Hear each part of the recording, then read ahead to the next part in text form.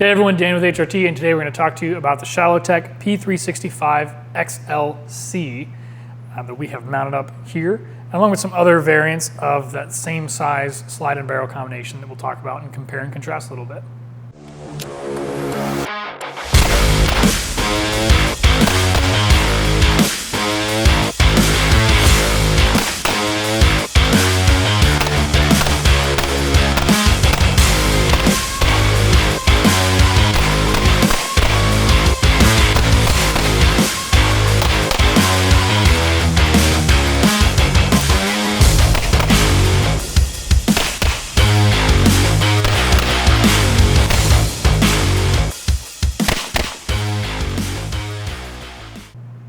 All right, so here on the table we have the SHALOTEK P365 XLC kit, and then we also have a P365, their XMacro version, which has the compensated slide on it.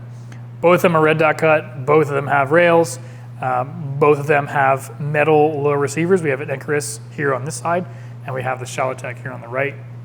And then we of course have their micro red dot sights attached to each version. Now, we took both these out to the range, which was super helpful for me to get kind of an idea of how each one shoots, get a little bit comfortable with it, do some drills, learn about some of the way that they function, the intricacies.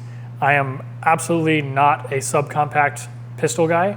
If you've seen any of the stuff that I have talked about carrying or that I enjoy, none of them are subcompact pistols except for like some really old stuff. So this is a little bit outside of my normal realm, which is actually kind of nice to get some new, refreshing takes on some new stuff that's out there. So I've shot the regular P365, not really a huge fan of it. I'd rather just have a gun Glock 19 sized if I want to carry something small. But some of the metal grip modules have been an enhancement on some of the existing designs, and then the XL series and the XMacro series with their longer slides have made for a little bit more comfortable, controllable shooting pistol. So both those are pretty good advancements and modernizations. Specifically talking about the SHALOTEK, this is a full kit.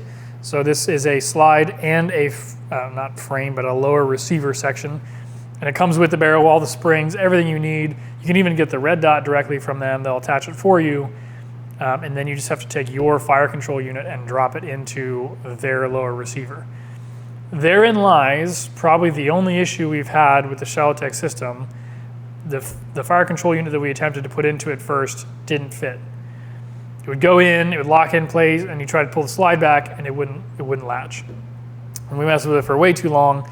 The good news is we just called them, they answered, and they took care of us, and we got all settled on the range. So keep that in mind. You may end up having to do some tweaking, especially if you're going to swap around, the fire control units between a Sig product and an aftermarket product. The tolerances could be different. So keep that in mind. There's some talk that the Sig fire control units are not all exactly the same size and shapes. So just, be aware. You may need to do some little extra work, or you might need to call them. But in our case, we talked to them once, resolved the issue, and we haven't had to deal with it since. It's been all good. So I did shoot the XMacro here.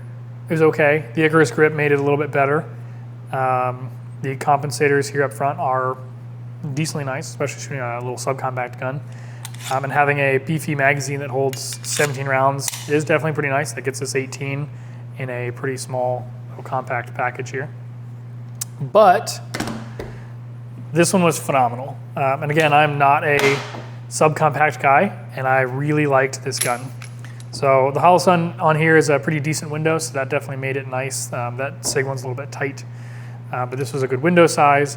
And the way they've done their compensator, I personally think is a very classy look with just that single port. I'm not really a big fan of the dual chamber designs. I just like one giant open slot there. The front, I'll point it to you, camera. I don't know if you want to check that out, or we'll give you the view up here as well. Just a very aesthetically pleasing cut. The way they've done it is pretty clean and nice. So I definitely appreciate that. It's not important that your gun looks clean and nice, but it was a cool feature. This grip is genuinely phenomenal in my opinion. One of the things that keeps me away from subcompact pistols is when you have a frame that's like this, and you're trying to hold on to this gun, and it's basically room from one hand. not having a good two-hand grip. I'm basically just touching my fingers, not the actual gun when I'm trying to squeeze on that. With the way that the SHALOTEK has been designed, they've beefed up the front and the back a little bit, which gives me more actual grip and contact on the gun as I'm hanging onto it to present it, to shoot it, holstering, all that, drawing, all that work. Their magazine release is a little bit slim, but you could just replace that with any other aftermarket piece as well. I did not have any issues removing the magazine while we were out.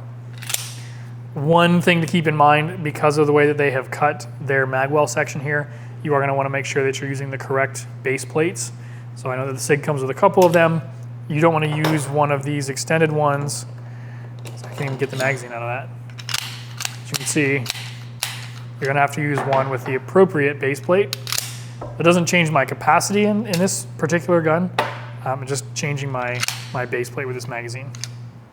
This is still, I'll check it, yep, still a 17 round mag, so I can 18 in this gun. Very nice grip. I loved the way that it felt, and I actually really loved how it shot. Easier to shoot than this one, and the compensator worked really well. If we get kind of into some of the weeds of compensators, they do not work by just throwing crap up the front and then driving your gun back down. They work from the gas hitting the front section of this baffle space, and it removes the energy that would normally be funneled into the back of the slide to move it rearward. So I was under the misconception for a long time that a port that was directional, just blowing crap up straight up in the air, was driving the muzzle down.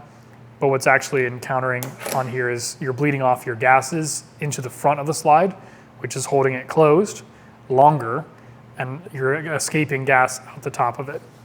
So that results in your slide having less energy to travel backwards with, which then becomes less perceived recoil on you as the shooter. The compensated guns are more blasty. You're gonna feel more of that concussion because you do have that open port on the top and the sides than you would from just a flat muzzle going outward. So keep that in mind. I did feel a little bit of that on the range as I was shooting. It's a little bit more concussion than maybe a Glock 19, a Glock 17, something like that. You could feel it more. And then shooting around some of the barrels that we were working with, I was doing a little bit of just moving around, a little bit of concealment. You could definitely hear that echo into the can more than you would if you're just shooting a regular pistol. So keeping things like that just in mind. So getting into some shootability between the two of them, they both shot okay, but there's definitely a difference in the SHALOTEK as far as I perceived it. I definitely enjoyed shooting this one more than this one. Maybe some things that I would love to pursue further or get more into would be checking the velocities of these rounds or seeing their accuracy at distances. We were just shooting, just due to limited time constraints and ammo, we were shooting at about 15 yards and in for most of the time we were shooting this gun.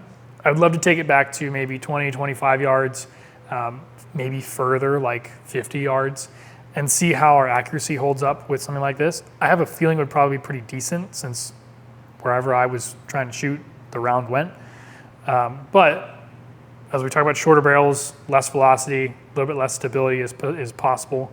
So I'd love to see how maybe they would group at different distances. And then again, seeing the velocity of your carry ammo could give you a good idea of how lethal it actually is. Like maybe it's being robbed because of the ports here, it's losing velocity and it's not actually able to achieve a decent velocity. That could all be subjective, but it'd be something that maybe I would want to look into if I was gonna hang on to this longer as a actual carry piece. So that said, being able to attach things like my different sized lights and things to the front of my receiver is pretty nice because now I can actually be able to see what I am shooting.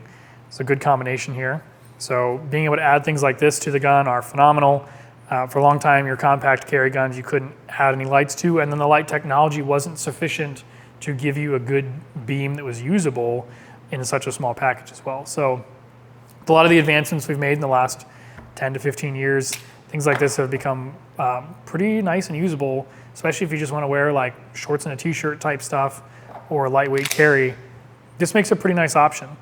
It is going to be more expensive than just going out and getting a regular P365, but I gotta be honest, I think it's kind of worth it if you're looking for a good option. So check out the SHALOTEK variations. They have a bunch of them on their website. And then also Icarus Precision does have some also interesting options to go onto your P320 or P365 options. So just shop around, see what things you like.